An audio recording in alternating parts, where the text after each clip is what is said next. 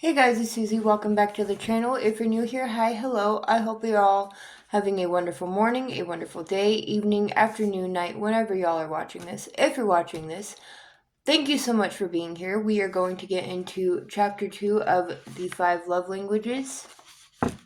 Chapter 2, Keeping the Love Tank Full. Love is the most important word in the English language, and the most confusing. Both secular and religious thinkers agree that love plays a central role in life. Love has a prominent role in thousands of books, songs, magazines, and movies.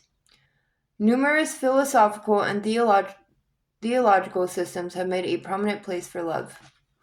Psychologists have concluded that the need to feel loved is a primary human emotional need. For love, we will climb mountains, cross seas, traverse desert sands, and endure untold hardships. Without love, mountains become unclimbable, seas uncrossable, deserts unbearable, and hardship our lot in life. If we can agree that the word love permeates human society, both historically and in the present, we must also agree that it is a most confusing word. We use it in 1,000 ways. We say, I love hot dogs, and in the next breath, I love my mother. We speak of loving activities, swimming, skiing, hunting. We love objects, food, cars, houses. We love animals, dogs, cats, even pet snails. We love nature, trees, grass, flowers, and weather. We love people, mother, father, son, daughter, parents, wives, husbands, friends. We even fall in love with love. If all that is not confusing enough, we also use the word love to explain behavior. I did it because I love her. That explanation is given for all kinds of actions. A politician is involved in an adulterous relationship, and he calls it love. The preacher, on the other hand, calls it sin. The wife of an alcoholic picks up the pieces after her husband's latest episode. She calls it love, but the psychologist calls it codependency. The parent indulges all the child's wishes, calling it love. The family therapist would call it irresponsible parenting. What is loving behavior? The purpose of this book is not to eliminate all confusion surrounding the word love, but to focus on that kind of love that is essential to our emotional health. Child psychologists affirm that every child has certain basic emotional needs that must be met if he is to be emotionally stable. Among those emotional needs, none is more basic than the need for love and affection, the need to sense that he or she belongs and is wanted. With an adequate supply of affection, the child will likely develop into a responsible adult. Without that love, he or she will be emotionally and socially challenged. I liked the metaphor the first time I heard it. Inside every child is an emotional tank, waiting to be filled with love. When a child really feels loved, he will develop normally. But when the love tank is empty, the child will misbehave. Much of the misbehavior of children is motivated by the cravings of an empty love tank.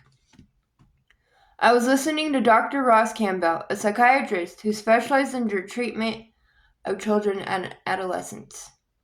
As I listened, I thought of the hundreds of parents who had paraded the misdeeds of their children through my office. I had never visualized an empty love tank inside those children, but I had certainly seen the results of it. Their misbehavior was a misguided search for the love they did not feel. They were seeking love in all the wrong places and in all the wrong ways. I remember Ashley, who at 13 years of age was being treated for a sexually transmitted disease. Her parents were crushed. They were angry with Ashley. They were upset with the school, which they blamed for teaching her about sex. Why would she do this? They asked. In my conversation with Ashley, she told me of her parents' divorce when she was 6 years old. I thought my father left because he didn't love me, she said. When my mother remarried when I was 10, I felt she now had someone to love her. But I still had no one to love me. I wanted so much to be loved. I met this boy at school. He was older than me, but he liked me. I couldn't believe it. He was kind to me. And in a while, I really felt he loved me. I didn't want to have sex, but I wanted to be loved. Ashley's love tank had been empty for many years. Her mother and stepfather had provided for her physical needs, but had not realized the deep emotional struggle raging inside her. They certainly loved Ashley, and they thought that she felt their love. Not until it was almost too late did they discover that they were not speaking Ashley's primary love language. The emotional need for love, however, is not simply a childhood phenomenon. That need follows us into adulthood and into marriage. The in-love experience temporarily meets that need, but it is inevitably a quick fix, and, as we shall learn later, has a limited and predictable lifespan. After we come down from the high of the in-love obsession, the emotional need for love resurfaces, because it is fundamental to our nature.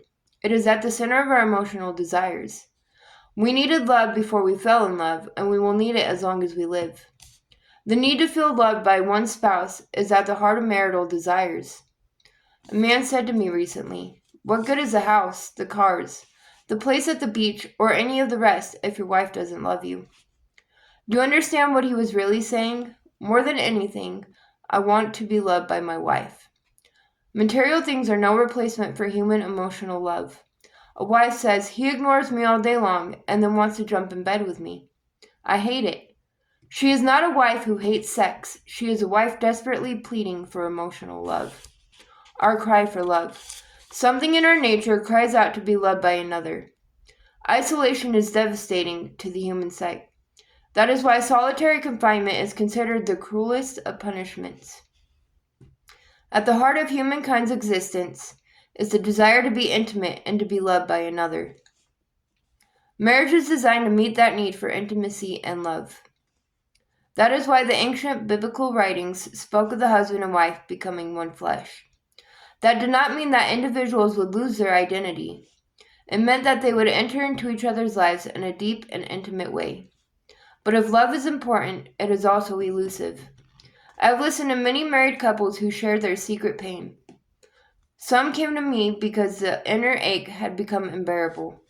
Others came because they realized that their behavior patterns or the misbehavior of their spouse was destroying the marriage. Some came simply to inform me that they no longer wanted to be married. Their dreams of living happily ever after had been dashed against the hard walls of reality. Again and again I have heard the words, "Our love is gone, our relationship is dead. We used to feel close, but not now. We no longer enjoy being with each other. We don't meet each other's needs." Their stories bear testimony that adults as well as children have love tanks. Could it be that deep inside hurting couples exists an invisible emotional love tank, with its gauge on empty? Could the misbehavior, withdrawal, harsh words, and critical spirit occur because of their empty tank? If we could find a way to fill it, could the marriage be reborn? With a full tank, would couples be able to create an emotional climate where it is possible to discuss differences and resolve conflicts? Could that tank be the key that makes marriage work? Those questions sent me on a long journey. Along the way, I discovered the simple, yet powerful insights contained in this book. The journey has taken me not only through years of marriage counseling, but into the hearts and minds of hundreds of couples throughout America.